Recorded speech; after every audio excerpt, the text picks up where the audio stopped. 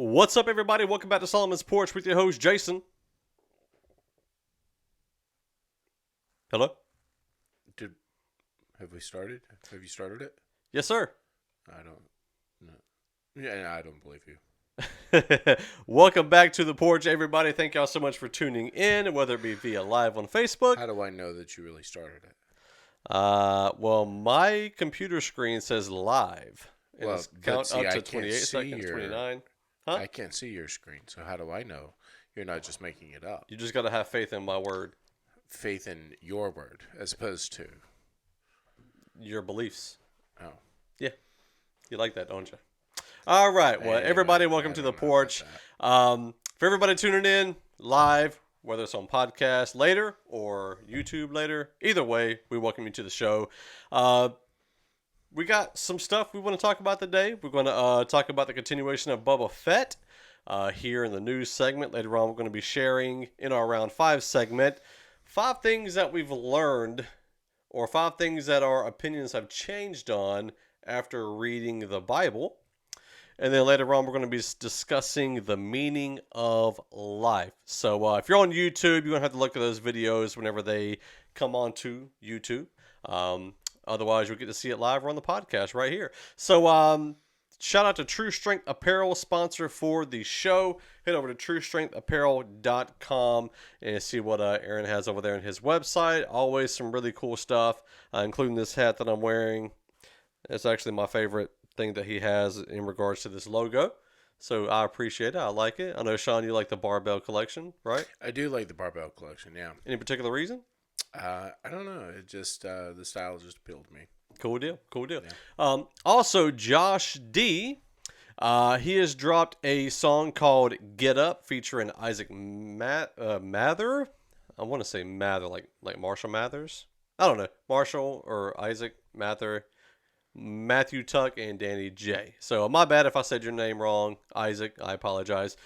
So Get Up, as the name of the song suggests, Get Up was written to motivate people to get up.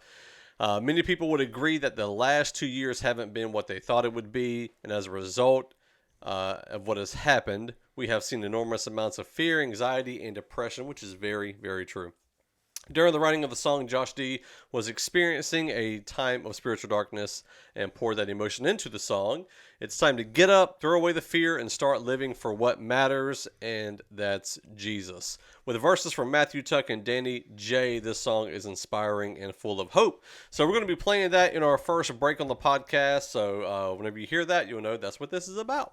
So yeah, man, let's move on to kind of the news, or more appropriately, I guess I'd say, our views on episode or chapter 2 of Boba Fett. Well, so if you haven't checked out our initial review for the Book of Boba Fett, you can check that out on YouTube. We only released it on YouTube, isn't that right? Correct. I was going to put it on podcast, but I hadn't done it yet. Okay, so. but it's not on Facebook either. The YouTube videos on Facebook. Okay, yeah. So anyway, I don't do the social media stuff, so but check it out, take a look. Let us know what you think.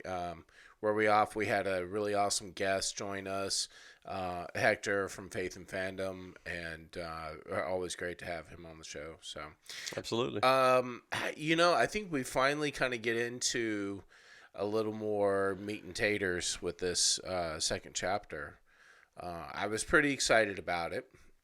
We get Black Kristan. I don't know how to say his name, to be honest with you. I've always read it, but I don't rightly know. Anyway, the Black Wookiee that came along with the Hutts. Didn't see his scar over his left eye, which is very prominent in any other illustrations that you've ever seen of him. So I don't know if we're going to get that background from this. Does Boba Fett give him the scar? So some pretty cool stuff, I think, that's very shortly going to come down that line. So. Well, in regards to the books, though, are they taking place after this period in the Star Wars canon? Actually, I'm not real sure, to be honest with you. Okay. It's been a while since I've read the comics. Okay. So, okay. Yeah. So yeah, anything else that jumped out? I know the critics are giving it a hard time. Yeah. They're saying that the whole Tusken Raider thing is pointless. They're people are like, come on, let's move on with the regular story. And I got to be honest, I think a lot of TV shows do this. Like a lot of them have done it. Whether it's, I'm trying to think, there's been a bunch of shows that's done it. I can't think of anything in particular right now, but a lot of them do it. They jump back in time. Like Arrow did it like crazy. Oh yeah. And it just got tiring after a while. Then when you got to the point where it was like the historical timeline moved up to the beginning of the current timeline, it was like, oh, finally, oh crap, they're going back there again. Right. Thought it was over, and so the Book of Boba's doing that, and so you get a lot of flashback. And I want to say in episode 2, there was much more Tusken Raider flashback than episode 1. Yeah, I don't know. Either way, it definitely feels like an awful lot, and I think that it's important to give us the extra background, but it's really almost too much. We don't need all the minutia of his day-to-day life there as much as let's get the high points here and let's move along. Well, and especially with it 6 episodes and they're not doing a season 2. Right. So 1 season, 6 episodes. They spent the whole second episode on Tusken Raiders. So unless they're doing a Tusken Raider Disney Plus show that they hadn't mentioned, I don't understand quite the point. Or unless they're going to have some sort of humongous reveal that's going to pay off later. But either way, I think episode 2 wasn't quite as exciting as episode 1. I'm still interested in watching it. I think that even still the big takeaway is still the expanded universe that's being brought in. So it still sets up and allows for extra stuff to happen. So even though we can criticize it, and it definitely has some serious downfalls, there's still so much to take from it that's still positive. So not worthless. Don't toss the baby out with the bathwater scenario. Yeah.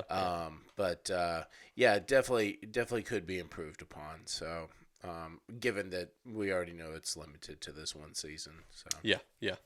So yeah, that's episode 2 of Boba Fett. So we got a lot of stuff coming up as usual. We actually have some looks of well, go down the list and I'm gonna look up something real quick. You're doing okay, yeah, sure. So here's the problem with this time of year is that it's slow news wise. None of the movies are releasing. Everything else is wrapped up in December. And so we don't have a whole lot right now.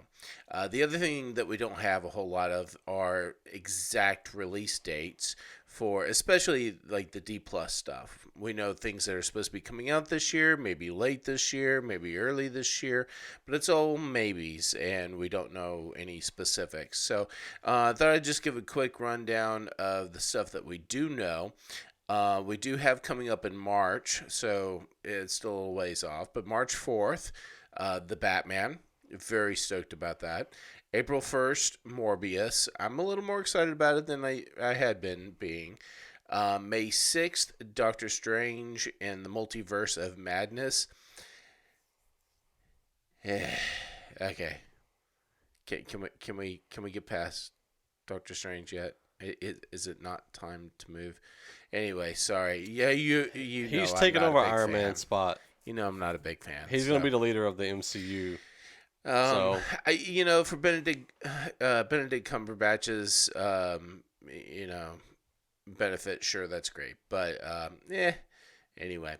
Thor: Love and Thunder, July 8th. Black Adam, July 29th. Still not real sure how I feel about Black Adam, so we'll see. Hopefully that pans out. I didn't know that there's supposed to be another animated Spider-Man Across the Spider-Verse Part 1 that's supposed to be releasing in October, so October 7th. Yeah. So that'll be interesting to see where they're going to go with that. I did like the first movie, and so I don't know. We'll see. One that I am kind of excited to see is November 4th, The Flash. This is the Ezra film, so Michael Keaton as a key character, it seems like. So that's going to be pretty cool. I'm pretty stoked about that. And then November 11th, Wakanda Forever. There's been we still don't have any real good information on that. Yeah, I know apparently there's stuff in the Letitia Wright and Ryan Coogler had a disagreement about something. Yeah. And so I don't know if that's going to postpone anything or what. But yeah, I'll be curious to see how the film ends up turning out. And it's not due until November 11th, so a lot of stuff can happen. A lot can happen. So, I mean, I'm sure most of the principal photography is already done, and so it's mostly editing at this point. So, but hey, look what happened to the Justice League. Right? Yeah, fair. So, and then in December we get Aquaman and the Lost Kingdom. I'm hoping, just hoping that it's decent. So we'll see how it goes. But yeah, there's still so much stuff that we know that's coming out that we just don't have dates for, and I'm really pretty disappointed about that. By this point in time, I expect to know when Obi-Wan's supposed to be coming out, when Andor's supposed to be coming out, Well, Obi-Wan's supposed to be coming out soon, though, right? That's supposed to be coming out before Mando 2. But that's what I'm saying. Season 3. Soon. Yeah. Soon is all they give us. So it's like, how are we supposed to let you guys know when stuff comes along? We don't know when it's supposed to come along. I guess we'll just all be pleasantly surprised when Disney decides to inform us. Soon I'll be falling out of my seat waiting for them to bring us the news. But I do know that, so Love and Thunder 1, Thor, this is the biggest he's ever been, Chris Hemsworth. He bulked up way beyond what he did for the other ones. Okay. And there's one image with him and Taika Waititi, and it shows Chris Hemsworth looking like he's completely obliteratedly shredded. We did get some footage or a picture from Tessa Thompson. I gotta be honest, I'm not excited about her being the king of Asgard. I'm like, come on, really? Just call her the queen of Asgard, man. It's Disney. I know. There's nothing else to be expected. But I am excited about the movie, though. I think it's going to be interesting. I've seen some... I don't know whether it was the toy collection that was coming out of Christian Bale as Gore the God Butcher. But seeing what he's going to be coming to the table doing is going to be interesting. I know Christian Bale never wanted to come to Marvel from what I understood, but he agreed to do it. So I don't know how that's going to work out, but I think it's going to be interesting, though. It's going to be, especially being that, we know him, most people know him as Batman. As the Batman. Or Batman, not the Batman. He's the one that said I'm Batman. Yeah. So that was horrible. Well, Robert Pattinson's going to be Vengeance. So that's okay. He can be Vengeance. And then I would say another one of these I'd be interested to see is if Across the Spider-Verse they're going to bring in any live action. I know at one point they had actually discussed during the first film whether or not they wanted to bring in live action Tobey or Andrew Garfield. There is a lot of people still pushing for Sam Raimi to do Spider-Man 4 and for them to do The Amazing Spider-Man 3. A lot of theories out there about The Amazing Spider-Man 3 having the Tom Hardy Venom in it, even though in the post-credit scene, spoilers for Venom, Let There Be Carnage, they had showed the Tom Holland Spider-Man on screen, on a TV screen, that Venom saw and was like, "Oh, yummy," or something like that. I can't remember exactly what it said. Something like that. But a lot of people are saying that it'd be a better fit for him to go into the Andrew Garfield Spider-Verse. So I'd be interested to see either way if they decide to progress. I don't know if Tobey Maguire is going to do another Spider-Man movie. He didn't really seem that interested in the actual performance on No Way Home. He seemed like he was there because they begged him and begged him and begged him. But, I don't know the background there. I don't know, how Toby was with it, how he truly felt. I guess I can give him a call a little bit later on and find out. But, yeah. It was definitely a lackluster performance. But at the same time, Well, I know apparently William Dafoe had agreed to do the film based on them developing the story heavily around his character. That's what I read online. Obviously, everything online is true, so it's got to be true.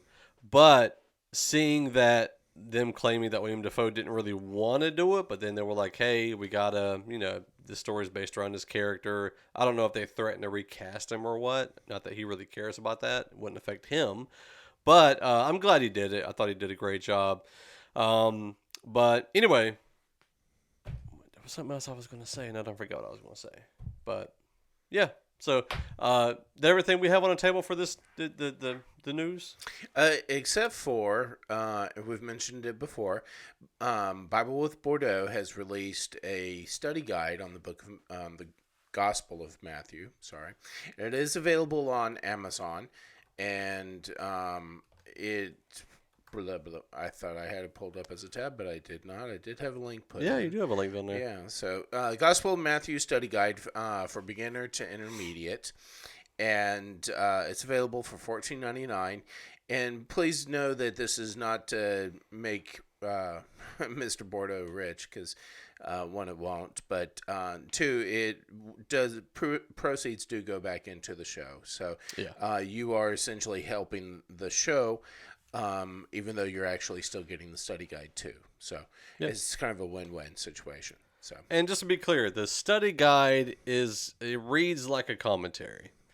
I just didn't want to call it a commentary. So sure. Okay. So it's not like a bullet points and then questions at the end. It's a thorough 91, 92 page write out of the Gospel of Matthew. So people kept telling me I should have called it a commentary, but I'm thinking I don't know if people are going to trust a commentary from the guy who doesn't have like a doctorate degree or whatnot. PhD. Yeah. But I do feel like I did a thorough study on it. So right now, actually, a good friend of mine, Marcus Tatum, is working on. He's doing the editing process for the Gospel, or not the Gospel, James, letter of James. Mm-hmm. So that one's going to be a little more better edited because fine tooth comb and rewording and stuff like that. And the Gospel of Matthew was so long. Like, I mean, you look through it and you pointed out some stuff for me. So the first 10 chapters of the Gospel of Matthew study guide should be like perfection.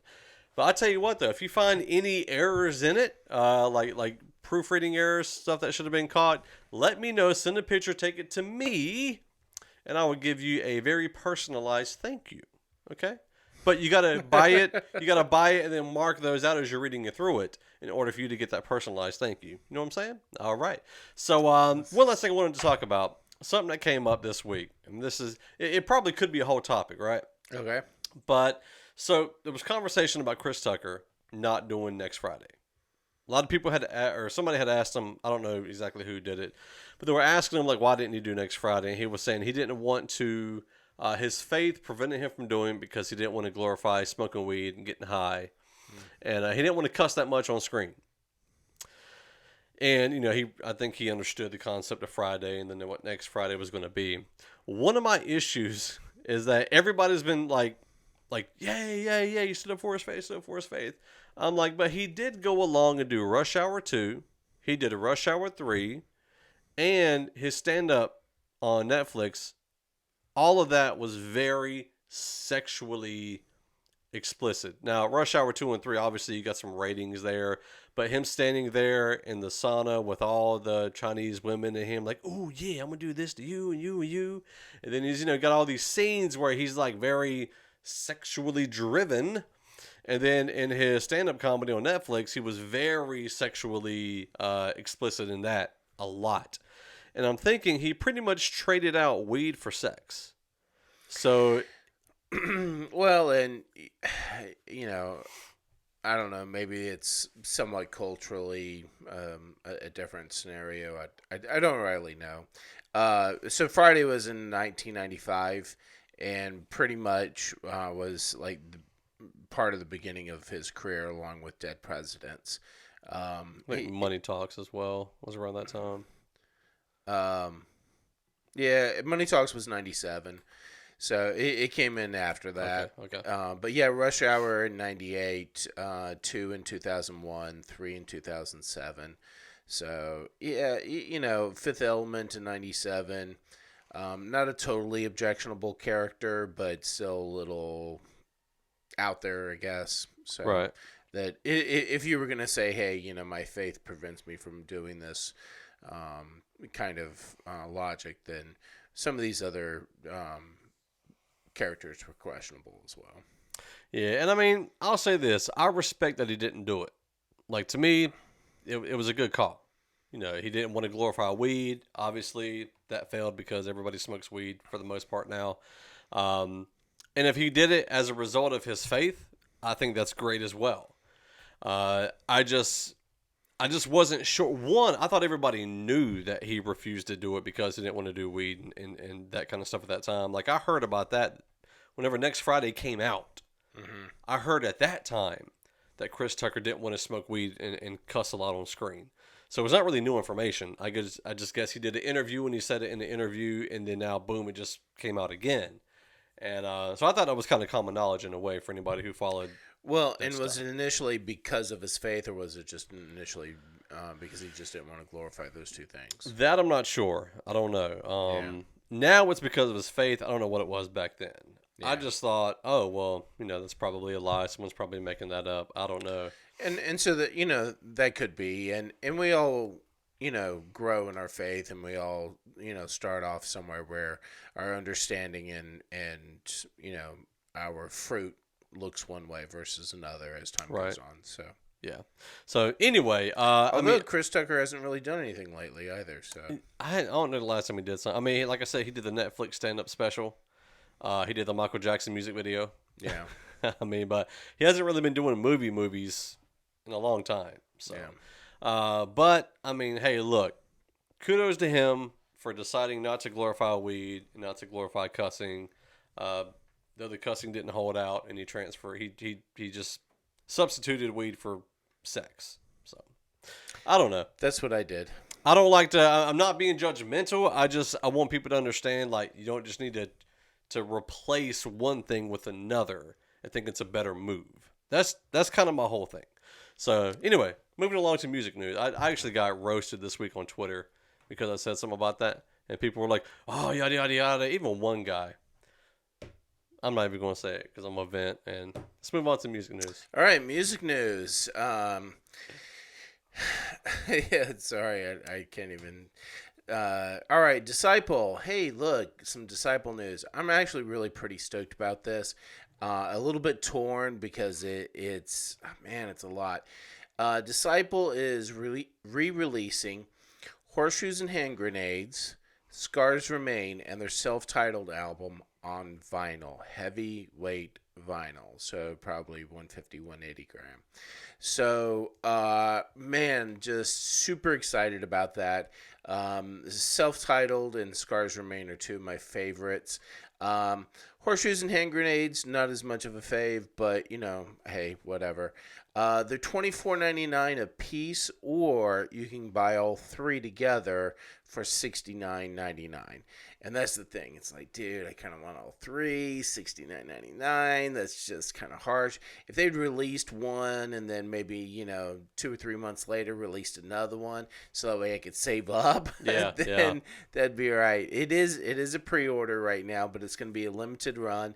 And I think the drop is sometime in April. So, but even the vinyl looks pretty cool. The Horseshoes and Hand Grenades is, they're calling it Shrapnel Brown is the album color. And for Scars Remain, it is Red Rose.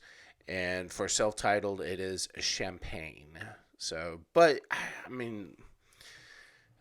if you're a fan of Disciple, I don't know how you couldn't get this. So, but anyway, I might have to bust out a credit card for that. Anyway, moving along, Wage War dropped an acoustic version. They call it stripped version of the song "Circle the Drain" off of their most recent project. And we'll be playing that at the end of the podcast. So if you are listening to the podcast, stick around for the end, and you can check that out. It's a really decent song. I'm not a huge Wage War fan.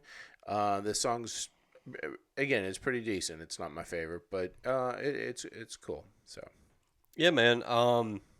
Mitch Durrell, good friend of the show, been on several times. He's got a new mixtape dropping. He's got 27 total artists on it. 9 different producers. Yeah. So he went feature heavy on this. So he's got Alcott, Dylan Chase, DJLC, Dre Murray, Drew Beck's International Show, Just Call Med T or Call Me DT, I'm not sure which one it is.